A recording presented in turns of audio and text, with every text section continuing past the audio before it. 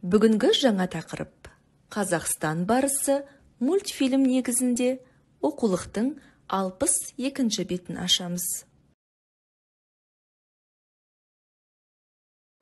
Ертеде бүркіт кім күшті деген қазақша күрестен сайыс өткіземін деп жан-жануарларға жар салыпты.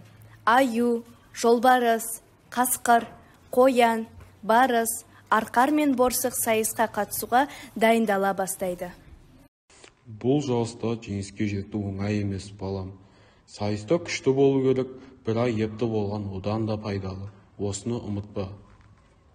Атасы барысқа осылай ақыл айтты. Барыс сайысқа қатысу үшін көп дайындалды. Сонымен сайыс күні де келіп жетеді. Бүркіт, қабан, таутеке төреші болады. Сайыс жарыста жеңген аңның атымен аталатын болады. Қасқыр мен қоян, арқар мен борсық, аю мен қабан, барыспен келес күреседі. Жартылай сайыста аю мен қоян, барыс пен борсық күреседі. Аю қоянды, барыс борсықты жеңеді де, аю мен барыс шешуші сайысқа шығады. Барыс аюмен күреседі.